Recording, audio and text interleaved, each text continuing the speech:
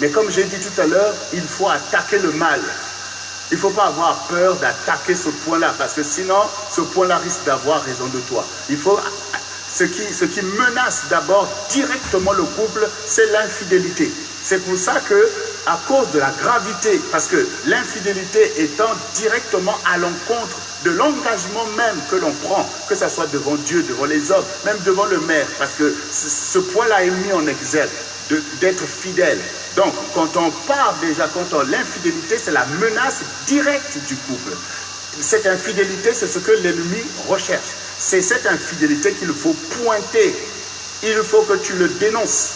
Il faut que toi-même, même si tu as été victime de ça, dans le sens où tu l'as pratiqué, où tu l'as subi, tu dois d'abord savoir que l'infidélité doit sortir de mon couple parce qu'il est contraire à mon engagement. Il est contraire au bon sens de mon couple, à la vie de mon couple, à la gloire de mon couple, à la bénédiction de mon couple. Voilà, il ne faut pas fermer les yeux pour... non, avec Dieu, c'est la lumière. Mon problème, c'est qu'il y a telle chose. Et il y a tellement de choses dans notre société pour t'aider à marcher dans l'infidélité. Il y a des choses. C'est là, d'ailleurs, tu l'as trouvé, l'infidélité. Tu l'as trouvé toi-même. Dans la maison, dans la vie de tes parents, tu l'as trouvé. Et on t'a servi. Il y a toutes les idéologies qui vont avec. Et quand on est jeune, aujourd'hui, parce qu'il manque peut-être l'instruction, une vraie instruction spirituelle, religieuse, à connaître Dieu, à craindre Dieu, que dans la jeunesse, les jeunes s'affermissent en quelque sorte, se définissent ou se découvrent être par exemple un jeune garçon quand il commence à courir, copine, comme si c'est ça qui forme le fait qu'il est un homme. Donc c'est déjà dans la société, Il faut qu'il y ait une rencontre avec le Seigneur pour être délivré de ça. Donc il ne faut pas commencer maintenant à culpabiliser, il faut que tu réalises que, ah oui, on est dans une génération où l'homme, fait ces choses et c'est normal. Quand on parle par exemple de la virginité, tout le monde regarde à la femme. Quand on parle de l'abstinence, tout le monde regarde à la femme. Mais devant Dieu, cela concerne l'homme et la femme. Voilà. Parmi les jeunes garçons, qui peut même parler que oui, je suis vierge? Ça veut dire que ça ne rentre même pas dans le langage. Parce que ça, on se dit que c'est pas normal. Ça concerne peut-être les femmes ou les jeunes filles arriérées, ringardes qui sont dans les églises. Mais quand on est là, au contraire, il faut témoigner d'une sexualité. Il faut rentrer dans ces choses pour pouvoir montrer que j'existe. Donc, tu es empoisonné. C'est le poison. Le poison, il est là. Et beaucoup, en fait, rentrent dans le couple sans avoir reçu une délivrance. Il faut recevoir une délivrance. Il faut que tu pries, que tu jeûnes pour être délivré de ce lien-là. Parce que de la même manière que tu as commencé à profiter de chaque personne que tu rencontres pour prendre ton plaisir, tu vas rentrer avec ça dans ton couple et ça va encore se manifester. Parce qu'il y a des esprits derrière. Donc il faut que tu demandes au Seigneur de te délivrer et que, en comprenant toi-même la parole, que tu découvres que ma femme est semblable à moi. Ma femme est semblable à moi. C'est une personne comme moi. C'est ma chair. C'est mon sang. Elle est semblable à moi. Elle est différente, mais elle n'est pas subalterne. C'est pas un enfant. C'est une personne comme moi. Elle a aussi des sentiments comme moi. Ce que je ne supporte pas, elle aussi ne supporte pas. Mais que je lui fais subir des choses. Et que devant Dieu, elle n'avait pas à supporter ces choses-là. Voilà. Voilà, c'est ça déjà le pacte avec la vérité. C'est en ça que Dieu va se lever. C'est en ça que toi-même tu triomphes et tu fais triompher ton couple. C'est que tu sors de l'esprit du monde. Tu as compris. Avant, tu étais dans l'ignorance. Toi, tu es rentré dans ces choses. Parce que quand on est enfant, on subit la vie. On rentre aussitôt dans les choses qu'on voit dans l'environnement. Je me rappelle quand j'étais enfant, j'étais encore à l'école primaire, il y avait un monsieur, c'était un enseignant. Nous, on savait que vers telle heure, on va déjà courir vers cette maison parce qu'on va entendre la femme pleurer. Pleurer parce que son mari l'a tapé. Donc, dans l'ignorance de ton enfance, donc nous aussi on se disait que moi aussi quand je vais grandir, quand je veux me marier, moi aussi je vais bien taper ma femme. Mais oui, parce que toi tu vois que c'est comme ça. Mais oui, c'est ça. Et nous on était contents de l'entendre pleurer. Voilà. Pour nous, c'était comme si c'est ça qui est normal. L'homme, voilà, il doit... Vous voyez, c'est comme ça que dans l'ignorance, dans le manque de maturité, on subit l'esprit du monde. Mais c'est la parole de Dieu qui nous délivre. Donc le Seigneur sait des choses que tu as fait par la pression et l'oppression de l'esprit du monde. Mais c'est pour ça que le Seigneur dit, si tu entends ma parole, n'endurcis pas ton cœur. Voilà. C'est-à-dire, endurcir le cœur ici, c'est de dire, c'est comme ça, j'entends ce que Dieu dit, mais je continue, je réagis de la même manière. Ça dit, tu refuses la délivrance. Mais quand on parle maintenant du couple maintenant, parlons maintenant de l'aspect de la renaissance. Qu'est-ce qui va renaître dans le couple?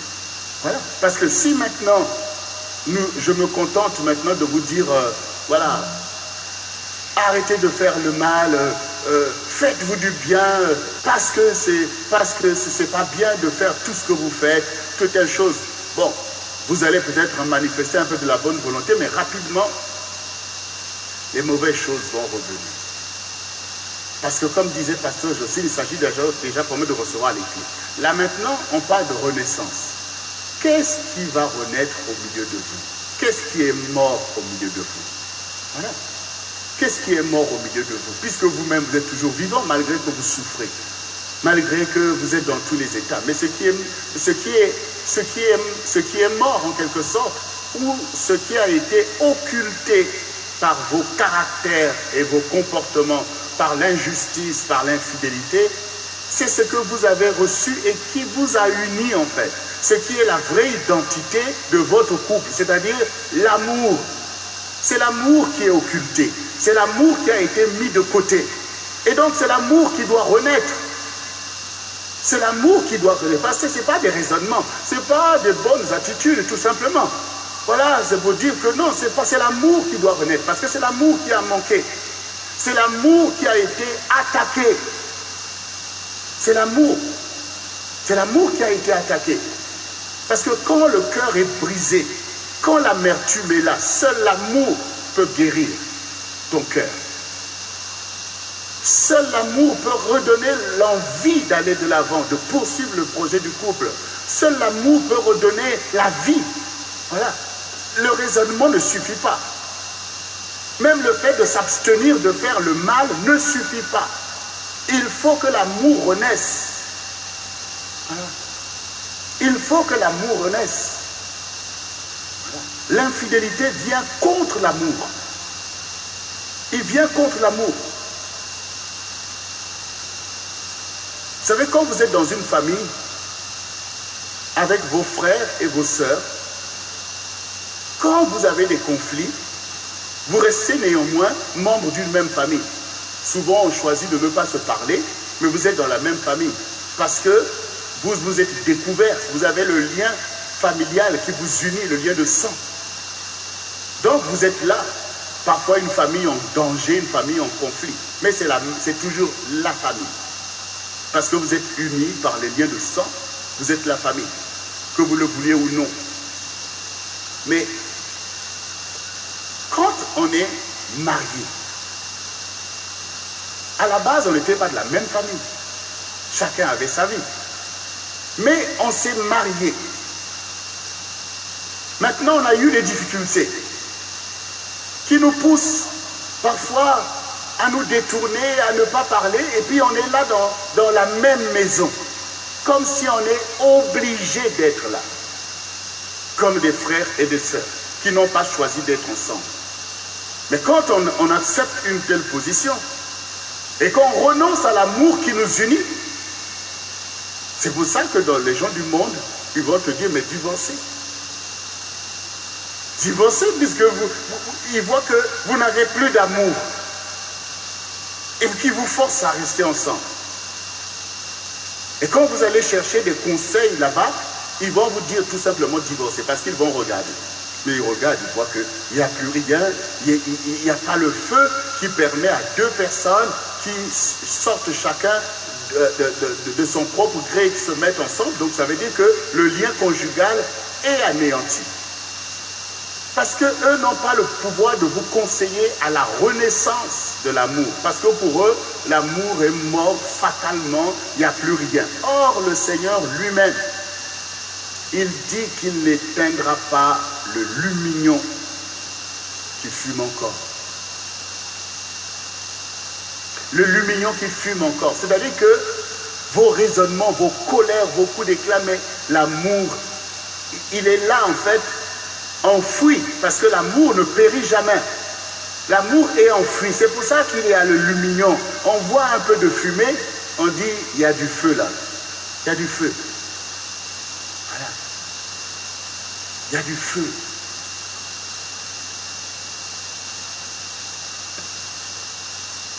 Peut-être que quand on est, vous voyez, quand on est dans un pays comme la France, on ne peut pas voir l'importance d'un lumignon. Ça veut dire qu'ici, on appuie dans l'électricité, le gaz à gogo et tout. Mais moi, je me rappelle, quand on était en Afrique, parfois on pouvait aller en villégiature. Non, on pouvait aller, par exemple, en forêt. Et donc, on va aller avec une allumette. Et vous êtes loin des maisons. Donc vous avez l'allumette et parfois il reste une tige d'allumette. Ça veut dire que si le feu s'éteint, vous allez vous retrouver en danger. Ne pas pouvoir cuire la nourriture et tout. Donc maintenant, les gens eux-mêmes, ils savent, les spécialistes, ils vont aller couper un type de bois qui sait garder le feu. Donc des fois tu te dis, oh mais le feu s'est éteint. Mais le spécialiste, il va voir qu'il y a une petite fumée qui trahit qu'il y a un feu qui est enfoui dedans. Donc il va commencer à faire un travail, essayer de bichonner le petit lumignon, parce qu'il ne faut pas faire brutalement, sinon ça s'éteint et il n'y a plus rien. Donc il est là en train d'aller chercher, commencer à mettre des choses petit à petit. Ce petit feu commence à prendre. Et puis à un moment donné, boum, le feu revient, tout le monde. Ah, le feu, parce que le feu c'est bien. Mais c'est l'amour dans ta maison est comme ce lumignon. Je vois le lumignon. Je vois le lumignon qui brûle encore. Si tu vas voir les gens du monde, si tu vas voir les avocats, ils vont te dire, il n'y a plus rien, prends tes clics et tes claques, pars. Mais le Seigneur te parle de renaissance. Le feu va renaître ce soir. Parce que c'est exactement ce que ton couple a besoin. C'est l'amour qui doit encore brûler. Le vrai amour, c'est la renaissance de ton couple qui est recherchée. Même s'il a été attaqué par le poison de l'infidélité, le Seigneur est celui qui ravive le lumignon qui brûle encore. Il est celui qui renforce le roseau broyé. Oui, le roseau broyé, là où ton cœur a été laminé. Tu ne sens même plus les sentiments qui brûlaient, mais le Seigneur Parce qu'il est ton rédempteur. Oui, parce qu'il est ton rédempteur. Parce que Dieu appelle à la persévérance. Oui, c'est par ignorance. C'est souvent par ignorance que le péché a agi, que l'infidélité a agi. Mais le Seigneur dit, au temps convenable, je t'ai exaucé. Ce n'est pas parce que l'autre a commis une faute qu'il n'a pas de valeur. Et ce n'est même pas parce que toi tu as subi, toi, cette injustice, que tu es plus précieux que l'autre. Il faut quand même réaliser dans quel monde on est, les idéologies, les mécanismes par lesquels même quelqu'un vraiment qui aime le Seigneur peut être plongé dans des dérives. Regardez quand même les mentalités qui opèrent. Tout le monde a besoin de délivrance. Et l'infidélité ici, ce n'est même pas seulement l'acte du fait d'aller avec une autre femme ou avec un autre homme. L'infidélité dans sa racine, c'est une attitude de se détourner de ce qui mérite la fidélité, de ce qui mérite l'approbation. C'est pour ça qu'on se détourne de Dieu tous les jours dans nos pensées, dans nos attitudes. Et on se détourne de ce qui est bien. On se détourne de la lumière.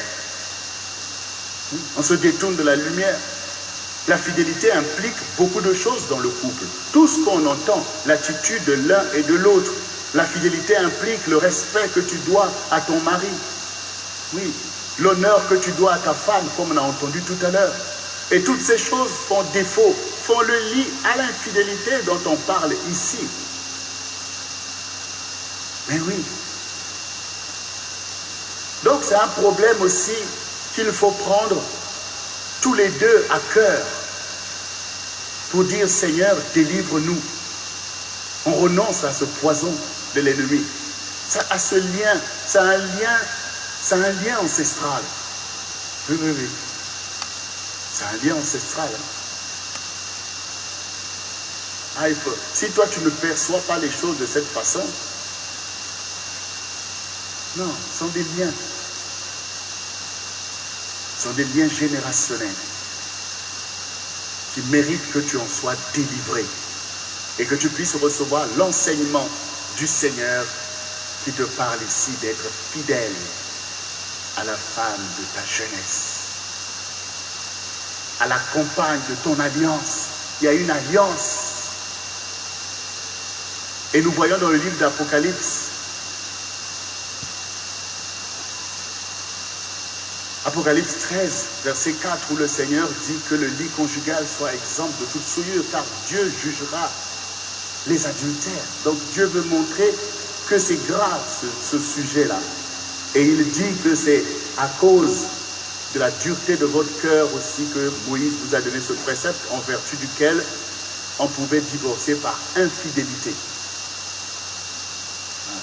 C'est le seul mobile, le seul motif agréé par la loi de Moïse pour admettre un divorce à cause de l'infidélité. Donc c'est la cause la plus grave qui peut venir à bout d'une alliance. Mais ce n'est pas la seule. C'est pas la seule. Mais le Seigneur n'admet pas cela. Le Seigneur n'admet pas que même pour ce motif-là, que l'on puisse se dire, ah oui, j'ai raison de laisser tomber mon alliance. Parce que cela légitime aussi l'endurcissement du cœur. Parce que le pardon, ce n'est pas pour les animaux, c'est pour nous. Et le couple, plus que quiconque, a besoin de pardon. Le couple a besoin de pardon. Le couple a besoin de pardon. Si tu es intéressé à la renaissance de ton couple, on a parlé de la clé de l'humilité. Donc, cette clé de l'humilité va aussitôt te donner d'utiliser la clé du pardon. Parce qu'il n'y a pas de renaissance sans le pardon. Voilà. Il n'y a pas de renaissance de ton couple sans le pardon. Donc il faut que tu aies aussi maintenant l'humilité d'utiliser la clé du pardon. C'est-à-dire que, chérie, voilà, cette affaire-là qui nous a fait tant de mal, je pardonne. Parce que le couple va renaître. On en voit des couples qui renaissent et qui sortent de beaucoup de complications, des situations même d'infidélité. Le couple est capable de sortir vainqueur de tout ça. Et le Seigneur peut même tourner tout ce qui s'est passé à l'avantage du couple. Mais oui, Dieu est puissant. Il récompense le pardon. Il permet le relèvement. Il permet le relèvement. Et il est capable de résoudre tout ce qui s'est passé. Ça veut dire que quand nous parlons de l'infidélité qui emmène l'adultère, qui peut même emmener des enfants en dehors du couple et toutes ces choses, Dieu est tout à fait capable de remettre de l'ordre dans tout ça et de manifester une grande gloire quand le couple se relève par la fidélité. Le Seigneur dit là où deux sont d'accord, lui il est d'accord. Si vous êtes d'accord dans le couple pour la renaissance de ton couple, Dieu est d'accord avec vous. Et vous allez voir qu'il va régler par la justice. C'est par la justice qu'il va régler toute situation. Là où il y a eu l'infidélité, que les enfants sont nés, Dieu va couper le lien et il va faire justice aux enfants. Il va faire justice aux enfants. Les enfants n'ont pas à subir les conséquences des mauvais choix. Donc Dieu est tout à fait capable de ramener un esprit de gloire, de justice, d'amour, de paix, et que même les enfants qui, à première vue, peuvent se dire il y a un problème parce qu'il y a eu des enfants. Les enfants ne sont pas un problème. Ils peuvent devenir une bénédiction par rapport à un couple béni. Parce que quand tu pardonnes, tu dois pardonner. Et le pardon ne peut pas établir l'injustice en même temps. Il faut être capable d'envisager la justice. La justice, c'est que Dieu est bon. Dieu aime la vie et il donne la vie. Et le Seigneur ne vient pas pour juger comment cette vie est là, comment cette vie est seule. Parce que si c'était le cas, je pense que, bon, voilà quoi. On plie bagage et puis ça s'arrête là. Voilà. Nous venons dans la vie telle que Dieu a dit, que là où, effectivement, il y a une semence mâle et une semence femelle, cela est susceptible de donner la vie. Et quand la vie est là, dans la justice de Dieu, Dieu va faire grâce. Et puis ça ne sert à rien de pouvoir se demander pardon et puis de rentrer toujours dans une vie qui n'est pas à la gloire de Dieu. Toujours dans des raisonnements qui ne sont pas à la gloire de Dieu. On n'envisage pas la justice, on n'envisage pas le bien, on n'a pas le désir d'être exemplaire devant tout le monde, faire des choix égoïstes. Ça, ce n'est pas le plan de Dieu. Quand Dieu relève un couple, il a aussi le souci de relever toute une société. Et ce qui emmène une vraie unité, c'est quand le couple peut assumer même les choses nécessaires de son passé. Ça veut dire qu'un couple qui est relevé par Dieu, où il y a eu des enfants qui sont nés, ces enfants doivent être pris en compte dans la bénédiction du couple, parce que Dieu n'est pas limité dans la bénédiction qu'il est capable de faire. Vous voyez, il s'agit d'une vraie renaissance. Il s'agit d'une vraie renaissance.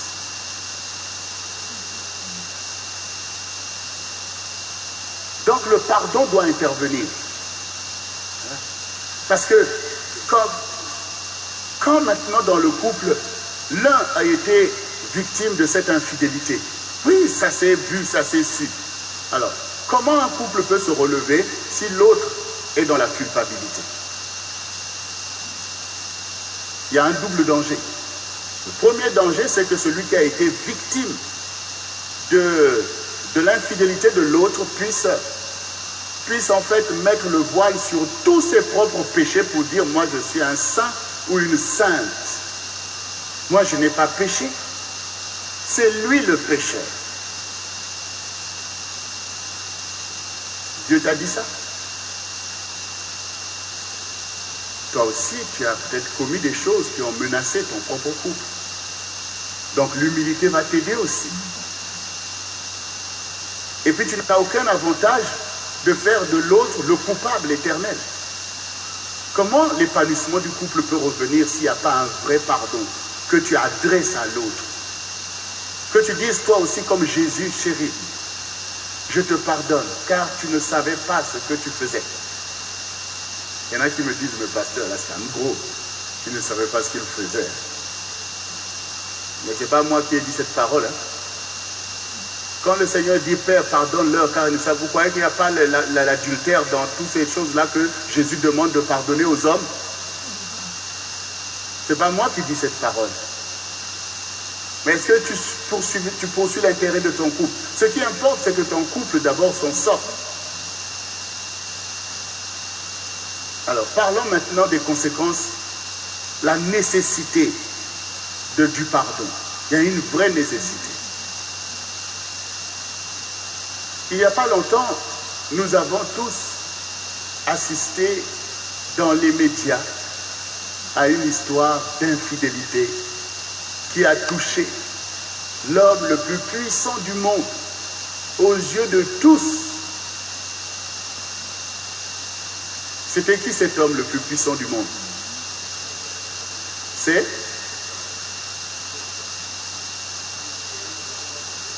Vous êtes sûr?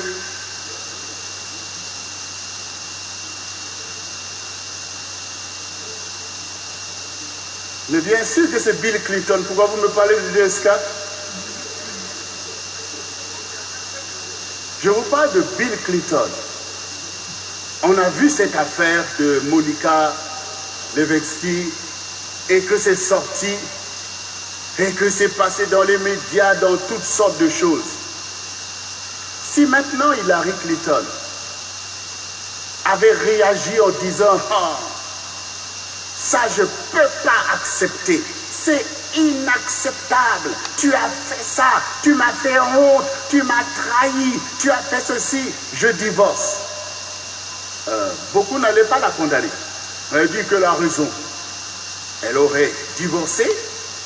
Est-ce qu'aujourd'hui, elle serait candidate à la présidence de l'Amérique? Vous voyez ce que peut donner le pardon? Pourquoi aujourd'hui elle a toutes ses chances d'être élue? C'est aussi par la vertu qu'elle a manifestée. Parce que les gens ont vu aussi comment elle s'est tenue dans cette affaire, comment elle a soutenu son mari, et aujourd'hui son mari se lève pour la soutenir. Mais toi tu gardes le cœur fermé. Et même ces lamentations devant le trône de Dieu. Si Dieu pouvait t'écouter, même ton mari serait mort déjà. Ah mais oui, tout ça, il faut faire attention. Parfois, c'est des esprits de sorcellerie aussi. Vous voyez, des attitudes intrigantes. Mais ce n'est pas ce que Dieu demande. On a entendu tout à l'heure dans le passage. Il est dit, cette femme, cette parure qui est un esprit doux et paisible, d'un grand prix aux yeux de Dieu. Cette femme qui peut gagner son mari même sans parole. Voilà. C'est cette femme-là qui peut sauver son foyer. Oui, parce que l'infidélité, tout ça, c'est le diable qui charge contre toi. C'est le diable qui attaque ton foyer. Et la femme doit se sentir attaquée en priorité. Pourquoi? Parce que le Seigneur dit, la femme sage bâtit sa maison. C'est-à-dire que tu as reçu les clés pour bâtir ta maison. Mais quand maintenant l'ennemi manipule ton mari pour attaquer ta maison et que toi aussi tu laisses la folie te monter pour renverser tout ça, tu as échoué par rapport à cette parole. La femme sage bâtit sa maison. Ça veut dire que c'est avec l'Esprit de Dieu que tu vas bâtir, que tu vas vaincre ton ennemi, qui n'est pas ton mari, mais qui est l'Esprit qui agit au travers de ton mari pour renverser ta maison, pour attaquer, pour détruire ta maison et te priver de témoignages. Donc il faut réaliser que non, mon attitude compte dans la victoire. On peut être attaqué, mais ce qui compte c'est la victoire. Ce n'est pas parce que tu es en train de combattre que tu as perdu la guerre. Voilà. Ce n'est pas parce que c'est difficile que tu es en échec. C'est une épreuve pour toi. C'est une épreuve pour la femme. Quand même tu es attaqué à ce niveau-là. Ne dis pas que moi je ne suis qu'une femme, mais spirituellement tu es puissant pour vaincre l'ennemi et même sauver ton mari. Cette parole le dit clairement, peut gagner son mari. Ça veut dire que tu es là pour sauver ton mari. Et par la grâce de Dieu, on voit des femmes qui sauvent leur mari. Sauvent leur mari. Parce qu'elles écoutent l'enseignement. Du coup, elles comprennent que le combat, c'est contre les dominations. Elles commencent à prier. Quand tu souffres, Dieu te voit. Mais il ne faut pas croire que le Seigneur soit maintenant impressionné comme si lui-même n'a jamais souffert. Il te voit, oh ma fille, est en difficulté. Mais le Seigneur espère que la parole qu'il t'a donnée puisse faire des prodiges. Voilà. Parce que le Seigneur dit, je serai moi-même avec toi dans la détresse. Ça veut dire dans cette détresse, ou même dans cette humiliation que tu subis, Dieu est là. Il est là, tu es comme dans une fournaise. Mais Dieu est là, et c'est là qu'il est en train de préparer une grande victoire. Il dit, ma fille, tiens bon, tu auras la victoire. Tu auras la victoire. Mais sauf qu'il faut comprendre que dans cette victoire que tu auras, ton mari aussi fait partie de ta victoire. Hein? Dieu n'est pas en train de dire que bon, je vais enlever celui-là et puis je te remplace un autre. Hein? Ton mari fait partie de ta victoire. Parce qu'il y a aussi des femmes, quand tu pries pour sauver ton mariage, et au moment où maintenant ton mari finalement est délivré, cette histoire est réglée. Maintenant, ton mari alors, chérie. Ah bon? Maintenant, tu t'es souvenu que je suis chérie, hein? Attends. Mais pourquoi tu veux amoindrir ta victoire? C'est ta victoire. Voilà. C'est la victoire de ton couple. Il faut que tu prennes plaisir quand à nouveau il va te dire chérie. C'est la victoire, c'est ta consécration, c'est sa prière. Et lui aussi, il a été délivré. Lui aussi, parce que tout ça, c'est pas facile à assurer, à assumer tous ces mensonges, toutes ces infidélités, avec des oppressions démoniaques et tout. Le pauvre aussi a souffert. On me dit, pasteur, c'est beau quand même de dire le pauvre. Mais spirituellement, il est pauvre. Non, il faut qu'on apprenne aussi à regarder selon Dieu. Parce que là, on cherche des vraies sanctifications. Voilà. Moi, je vous ai dit que moi, je ne vous ai rien à dire. Hein. Là, c'est Dieu qui est en train de vous parler. Hein.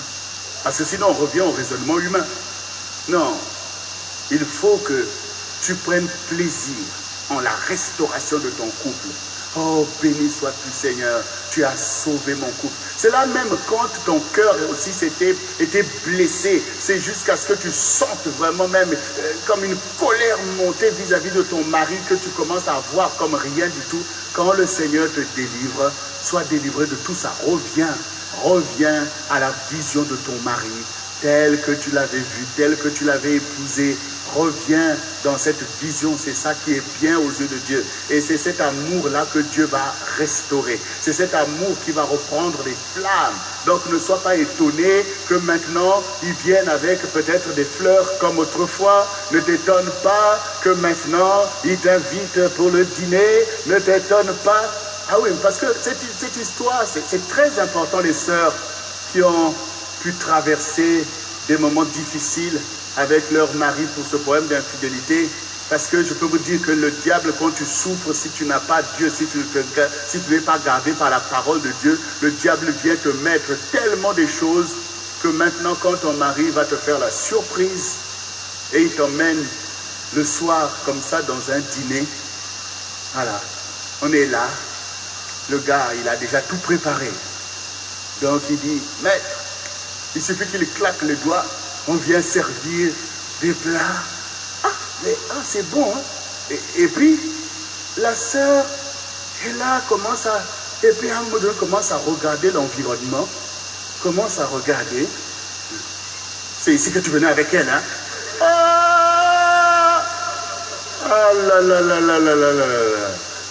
Là, pour pouvoir tout massacrer. Ah ouais, faut être renouvelé. Il y a besoin de délivrance. Oh, ce dîner-là, ça va se terminer en catastrophe. Même le repas va rester sur la table. Même les serveurs sont dans la confusion. Mais messieurs, attendez. Bon, non, il faut que vraiment le Seigneur aide. Parce qu'il faut que tout ça, ça soit enlevé. Parce que l'amour va renaître. Et je peux vous dire aussi qu'il y a des hommes aussi qui sont sincères avec le Seigneur, que quand le Seigneur les délivre, il les a vraiment délivrés. C'est-à-dire qu'ils se retrouvent en fait leur bon sens. Et tu vois, il revient avec l'enthousiasme. Et toi, tu commences à mal calculer ça. Mais c'est ce pourquoi tu as prié, non? Tu as dit, Seigneur, fais que mon mari, que son cœur revienne vers moi comme avant. Ça veut dire que tu veux une renaissance. Mais le Seigneur va donner la renaissance. Mais n'attaque pas la renaissance. Ben oui, ne rejette pas la renaissance. Ben oui, c'est une vraie renaissance que Dieu veut donner. Et lui aussi, il a raison de profiter à nouveau de cette renaissance, de retrouver la paix. Oh, retrouver la paix, parce que je vous dis, ces histoires-là, les gens, tout ça, ça te pompe. Quand il retrouve la paix maintenant, avec la femme de sa vie, la femme de sa jeunesse, la femme de son alliance, et que maintenant il a coupé les numéros de téléphone, que maintenant il a fait, laisse-le profiter. Laisse-le profiter de cette paix dont tu es revêtu. Cet esprit doux et paisible. Est-ce que déjà ce soir, vous avez dit à Pasteur Jocelyne que vous avez reçu la clé de l'humilité? Est-ce que ce soir, les sœurs acceptent un esprit doux et paisible?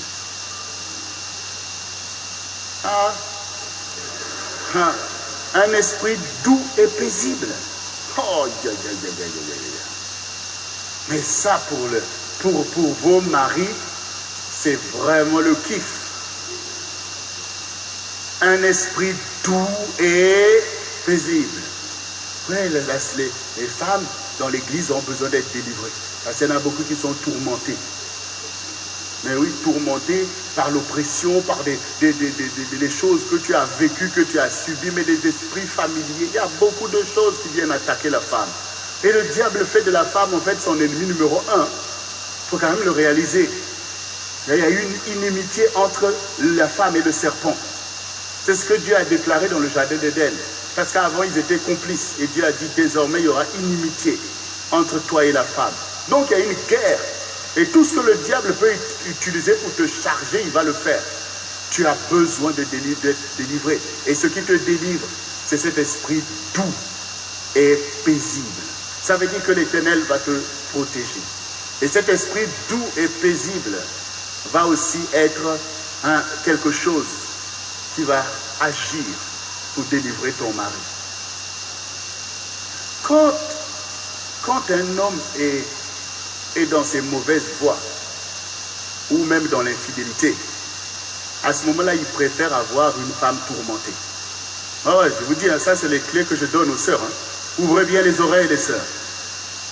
Donc, il préfère que tu sois tourmentée, que tu sois aussi injurieuse, que tu lui parles mal, et comme ça, du coup, mais tu as vu comment tu m'as parlé, hein? Il prend les clés, il est en train de partir, et comme si toi-même, tu l'as donné la... Mais oui, hein, tu es là dans tes paroles, va-t'en, je ne veux plus te voir. Et puis tu vas te plaindre.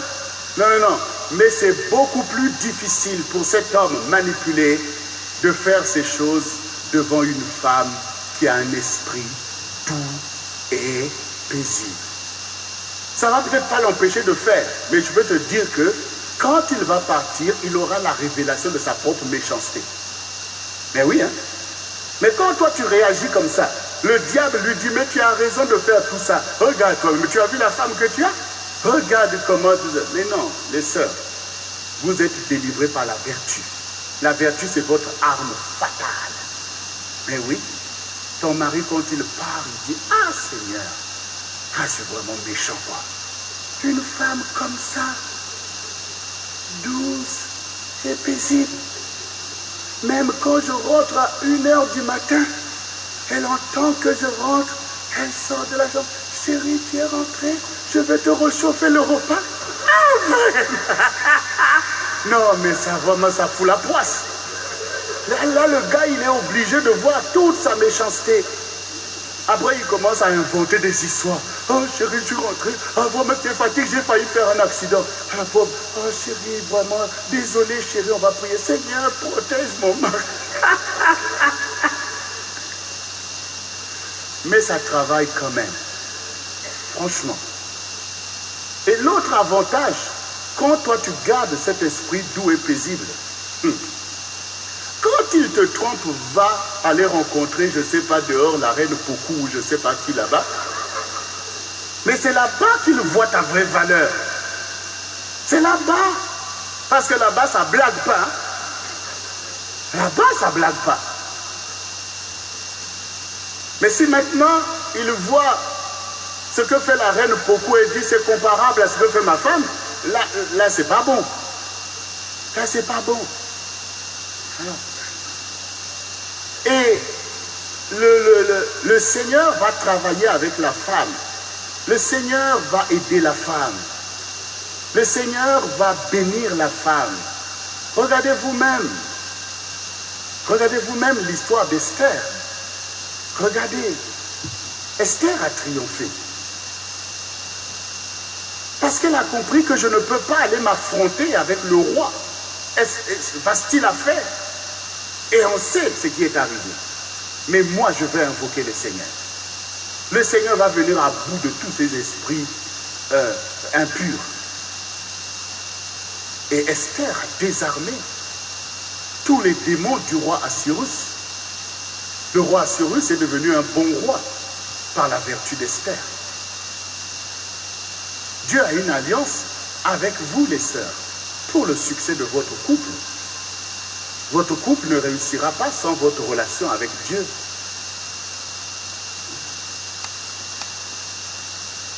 Chaque couple a ses challenges.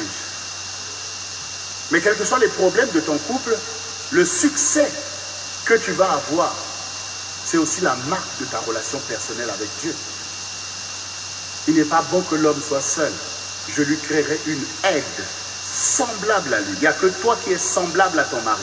La reine Pokou n'est pas semblable à ton mari. Mais oui, tu es semblable à ton mari. Et quand ton mari revient à toi, c'est une victoire, c'est une grande joie. Parce que tu as gardé ton cœur doux et paisible, tu prendras plaisir. Tu vas dire, Seigneur, merci Seigneur, tu m'as donné la victoire, parce que tu vois toi-même que beaucoup n'ont pas cette grâce-là. Beaucoup n'ont pas cette grâce. Hein. Le gars est parti chez la reine Pokou, il est devenu le roi de Pokou. Il est devenu le roi Pokou et c'est là-bas qu'il a vécu. Mais toi, le Seigneur a la grâce de ramener vers toi ton mari. C'est une victoire. C'est la victoire de tes prières.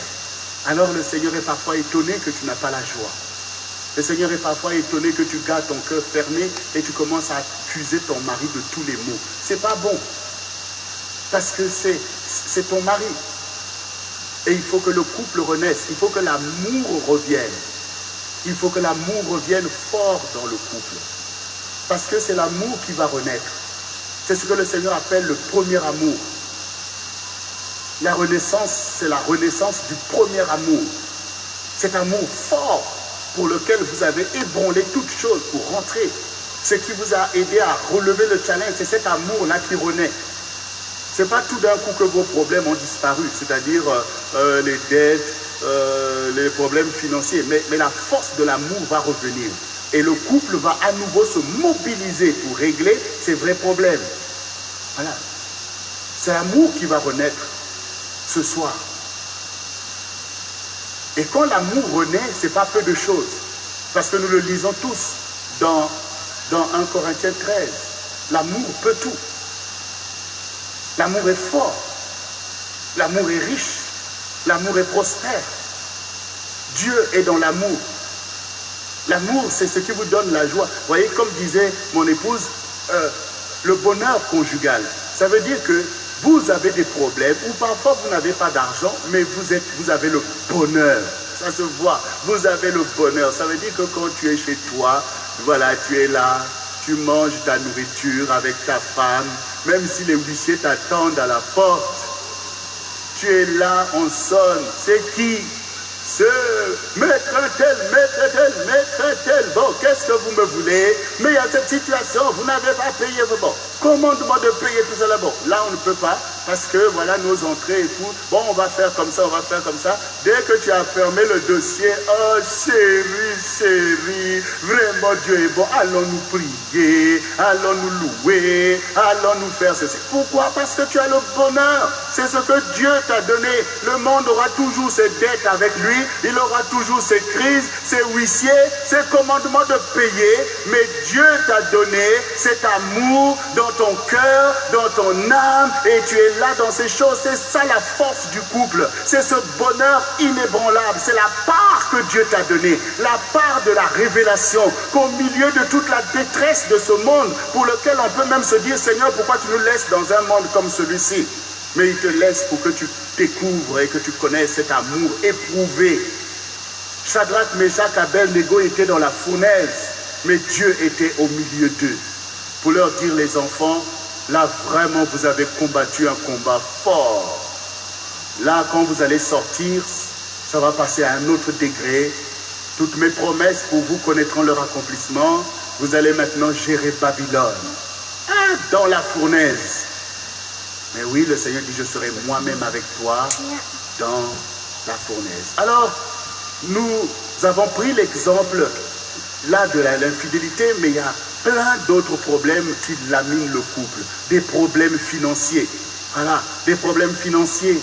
Ça veut dire que beaucoup de couples, bon, voilà, on se marie et rapidement on se retrouve devant des difficultés. Et puis, parfois, bon, l'homme a du mal à trouver du travail. Ou peut-être ne travaille pas, ou fait un travail qui ne rapporte pas par rapport aux besoins du couple. Et parfois les femmes sont plus organisées, plus efficaces, surtout lorsqu'elles ont eu des conseils que ma fille ne fait jamais confiance à un homme, ton premier mari c'est le travail. Souvent elles sont un peu ordonnées, efficaces, un peu d'argent de côté et tout ça. Bon, au départ, là quand vous commencez, voilà, quand elle commence à voir que l'argent qu'elle a mis de côté commence à diminuer et qu'en face, toi tu reviens, ah j'ai pas trouvé de travail et ça peut commencer à chauffer. Ça peut commencer à chauffer. Ça commence par les animosités, c'est ceci, cela. Donc il y a de vrais problèmes. Et aujourd'hui, quand on regarde pour beaucoup de frères, par exemple, c'est pas simple en fait. C'est pas simple pour trouver un vrai travail. Pour trouver un vrai travail. Et pourtant le Seigneur les encourage à se lever et à se marier. Donc il y a besoin véritablement d'être enseigné. Il y a besoin aussi que chacun prenne ses responsabilités, que l'homme puisse se lever. Quand le Seigneur dit l'homme quittera, ça veut dire qu'il se lève pour pouvoir s'attacher. Et il faut retrouver le courage. Il faut chercher la face de Dieu. Parce que Dieu est là pour bénir le couple. Donc il va donner le travail. Il faut changer de mentalité. Mais Dieu ne demande pas à la femme de mépriser son mari, mais de l'aider. Parce que le Seigneur dit, il n'est pas bon que l'homme soit seul. Il ne faut pas que ma soeur, tu commences à mépriser ton mari parce que, oui, il y a des problèmes d'argent ou telle chose. Non. Continue dans la prière. Continue à encourager pour que les problèmes soient résolus. Il ne faut pas que l'amour prenne un coup. Parce que quand ces choses sont là, aussitôt l'amour commence à prendre un coup et puis on se retrouve avec un amour qui est maintenant aluminium. Non, laisse ton amour brûler. Ça veut dire que tu peux faire comprendre à ton mari que non, chérie, il faut que tu trouves du travail. Ça peut être dit sans le mépriser, sans prendre des attitudes ou sans fermer ton cœur à ton mari pour lui faire savoir que tu n'es pas d'accord. Non, tu peux lui dire, tu peux lui dire, même après lui avoir fait un bisou, que non, chérie, écoute, là, il faut que tu trouves du travail parce que sinon on va être en difficulté, chérie. Regarde telle chose. Non, dans l'amour, on peut communiquer. Il ne faut pas croire que ta parole aura plus d'impact quand tu vas sortir de l'amour et que tu vas commencer à parler avec un caractère qui n'est pas bon. Non, on peut communiquer. C'est vrai que la communication peut prendre du temps, mais ne laisse pas ton amour se refroidir. Si tu ne laisses pas maintenant des sentiments controversés vis-à-vis de l'autre, mais veille. C'est à toi, le Seigneur dit à celui qui est ferme dans les sentiments, tu lui assures la paix. C'est à toi. Ce n'est pas tes sentiments qui te conduisent, c'est toi qui conduis tes sentiments. C'est toi qui refuses certains sentiments que tu vois que ce n'est pas à la gloire de Dieu, ce n'est pas à la faveur de ton... C'est toi qui refuses des pensées. Il ne faut pas accepter toutes les pensées qui vous viennent par la tête, parce que c'est oublier qu'il y a beaucoup de sources d'inspiration. Dieu peut t'envoyer une pensée, mais le diable aussi peut t'envoyer une pensée. Mais comment tu sauras la pensée de Dieu et la pensée du diable? C'est que tu connais l'enseignement sur le couple. Dieu ne pourra pas t'envoyer une pensée qui soit à l'encontre de ton conjoint. Mais si ça arrive, tu sais que c'est le diable. Parce que c'est lui qui poursuit l'objectif de détruire ton couple. Parce que le Seigneur dit quand même un homme donnerait tous ses biens contre l'amour, il ne s'attirerait que du mépris. Donc le Seigneur n'est pas en train de dire que l'amour est valable que quand il y a de l'argent, qu'il y a tout. L'amour est valable quand il y a la vérité, quand il y a des bons sentiments. Et Dieu est tout à fait capable, dans cet amour, de pouvoir construire le projet qu'il a formé. Mais donc on n'accepte pas au moment difficile, parce que le couple aussi, comme toi-même, si tu vois bien ta trajectoire, il y a des temps difficiles aussi dans ta vie. Tu ne t'es pas pour autant tué parce que tu traversais des temps difficiles. Donc tu ne vas pas tuer ton couple parce que tu traverses des temps difficiles. Voilà, parce que ton couple aussi, c'est comme toi. C'est une entité qui naît, qui est fragile, qui n'a pas encore de force, qui n'a pas encore de maturité. Donc il va subir aussi des choses. Mais le couple va se battre comme toi-même tu t'es battu jusqu'à devenir une personne mature. Ton couple aussi va traverser des moments difficiles, des moments d'incertitude. Mais ne tue pas ton couple, ne méprise pas, ne te détourne pas de ton couple, mais laisse ton couple grandir au travers de toutes ces choses jusqu'à revêtir la maturité et la bénédiction du Seigneur. Il y a beaucoup de sujets comme ça. Je peux prendre aussi des sujets qui laminent le couple, qui sont inhérents à la famille. La famille, elle n'est pas d'accord. La famille veut sortir son filleul de ce mariage-là. Et il y a toutes les choses qui se conjuguent. Parce qu'au jour où tu as eu toi-même peut-être des difficultés, tu es allé dire des choses. Mon mari, il est méchant. Ma femme, elle est ceci. Ma femme. Eh bien, maintenant, ta famille te dit, oh, il faut qu'on vienne à ton secours. Ah ben là, c'est catastrophique. Parce qu'ils veulent carrément te sortir de là. Or, le Seigneur, quand il a prié pour ses disciples, c'est-à-dire pour nous l'Église, il sait qu'on est dans un monde dangereux. Mais il a dit à son Père, je ne te demande pas de les ôter du monde, mais de les préserver du malin. Il y a des difficultés, il y a des choses. Ce qui importe, c'est de recevoir la sagesse d'être préservé des choses dangereuses. Mais le Seigneur veut la victoire. Donc le couple peut être attaqué. Peu importe le sujet. Peut-être le mensonge aussi. Le mensonge fait vraiment un mauvais travail dans le couple. Parce qu'il attaque la confiance. Quand l'autre découvre tes mensonges, ah ben c'est difficile maintenant. Tout ce que tu dis, même quand tu dis la vérité, c'est le mensonge. Voilà. Le mensonge fait un travail. Parce que quand on avait commencé, ce n'était pas pour se mentir. Il y a toutes ces choses qui ont agi dans ton couple. Et cela t'a rendu malheureux.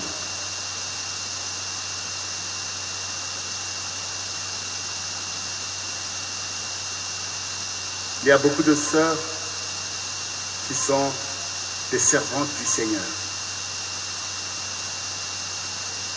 qui ont une foi naïve dans le couple. Et c'est la bonne foi. Vous savez que la foi, la vraie foi, a un visage de naïveté. Vous savez ça? Oui. Vous voyez la foi dans ton couple, la foi dans ton mari, au point où quand tu découvres quelque chose de mauvais, tu es tellement déçu, tellement dans un état que maintenant beaucoup de sœurs sont inconsolables. Ça aussi c'est pas bon, parce que si tu es inconsolable, comment l'amour va renaître? Comment la renaissance va venir? Et c'est vrai qu'il y a beaucoup de sœurs comme ça. Tu as été tellement blessé, comme si pour toi c'était même pas quelque chose de possible. Vous connaîtrez la vérité et la vérité vous affranchira. Ça veut dire que quand tu as découvert que ton mari en qui tu faisais une confiance, comme on dit, une confiance aveugle, tu découvres le mal déjà, ah, merci Seigneur, j'ai découvert qu'il y avait quelque chose qui n'allait pas. Ça va te faire mal, mais ne reste pas là-dessus. Parce que le Seigneur, avant toi, a été déçu. Il ne s'est pas découragé. Si tu laisses le découragement venir t'atteindre, l'esprit de mort, du coup tu es inconsolable. Tu n'envisages même plus le relèvement de ton couple. C'est pas bon. C'est pas bon. Le Seigneur veut même te consoler. Tu es dans un état perdu. Mais non. Tu as le droit d'avoir cette foi, mais la parole aussi est là pour t'enseigner que nous sommes dans ce monde. Pourquoi Dieu t'enseigne sur le pardon si ce n'est pas parce qu'il sait qu'un jour tu auras à pardonner? Donc là aussi, il faut sortir des attitudes qui ne sont pas à notre avantage. Parce que ton ennemi qui t'a attaqué au travers de cette histoire va prendre plaisir à ta situation. C'est-à-dire que tu es là dans la dépression, tu es là dans un état catastrophique parce que c'est pas possible. Mais ça peut cacher aussi l'orgueil.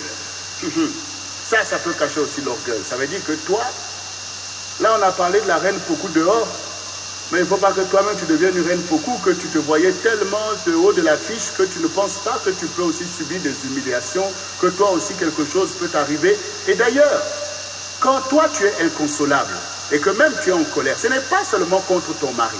Parce que comme tu es très spirituel, si on creuse, on verra que tu reproches quelque chose à Dieu. Tu reproches à Dieu, mais Seigneur, pourquoi tu as permis telle chose? Pourquoi tu as permis qu'il me fasse ça? Mais le Seigneur peut te dire, pourquoi tu as permis que j'aille à la croix? Hein? Parce que le Seigneur n'était pas digne de notre fidélité. Hein? Donc là aussi, il y a beaucoup de choses qui coincent beaucoup de couples. Hein? Le Seigneur te dit, la femme sage bâtit sa maison. Ça veut dire que tu as découvert quelque chose. Ça va te faire mal, c'est vrai. Mais cherche ton relèvement, puisque tu veux la victoire. Puisque c'est la mission que Dieu t'a donnée. Ça veut dire qu'il faut se laisser aussi consoler. Il faut dire, ah Seigneur, bon, voilà, toutes ces choses que tu dis, ça peut m'attaquer moi aussi. C'est pas que les autres. Et que moi aussi j'ai de l'humilité, parce que l'humilité vous protège. Là où le diable se disait que, bon, là quand elle saura ça, c'est fini pour celle-là, ce zèle-là, ça sera par terre. Cette maison-là, j'ai tout détruit et tout des tas de choses. Mais le Seigneur, il est là, il veut te relever. Il veut te consoler. Il faut que tu réalises que non, je dois me relever. Je ne dois pas laisser mon ennemi dans la victoire à mon ennemi. Je vais me relever, Seigneur, guéris-moi, parce que je veux la renaissance de mon couple. Je veux, parce que maintenant, je sais, parce que quand Dieu aussi va te délivrer de cette situation qui était peut-être déjà là, mais que toi tu ne voyais pas, peut-être que la personne est venue dans le couple avec ce problème-là. Mais maintenant qu'il est sorti, avec la grâce de ton Dieu, vous allez pouvoir en parler, ça va vous éprouver, mais ça va vous délivrer de cette menace.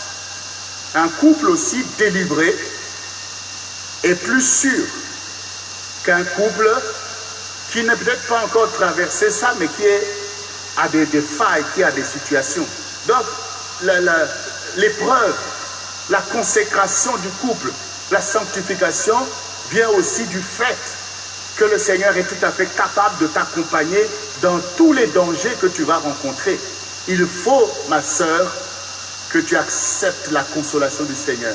D'ailleurs, c'est pour ça que le Seigneur a envoyé le Saint-Esprit. La première mission du Saint-Esprit, c'est de nous consoler. Les cœurs brisés, c'est la plus grande maladie du monde, c'est le cœur brisé. Il y a beaucoup de sœurs et même beaucoup de frères. Il n'y a pas que les sœurs qui sont victimes de l'infidélité. Moi, je connais, on a prié pour cela, de beaucoup de frères qui ont aussi eu un amour tellement fort pour la personne avec qui ils avaient même dit de se marier, que la personne est partie, l'a laissé tomber, partir avec quelqu'un d'autre, et ça a laissé un gros poêle. Ah, ça, les bien-aimés des Antilles savent de quoi je parle. Il y a aussi des hommes qui sont par terre. Par terre. Alors, ta vie est par terre. Parfois, c'est un manque d'humilité. Parce que quand tu vois ce qui se passe, tu dis la parole, tu te dis non, S'il arrive quelque chose, Seigneur, console-moi. Voilà. L'Esprit du Seigneur est sur moi car il m'a oint pour délivrer ceux qui ont le cœur brisé. Quand le cœur est brisé dans le couple est en difficulté, même si Dieu fait grâce, mais le couple n'a pas la force de se relever parce que ton cœur est brisé. Et il y a beaucoup de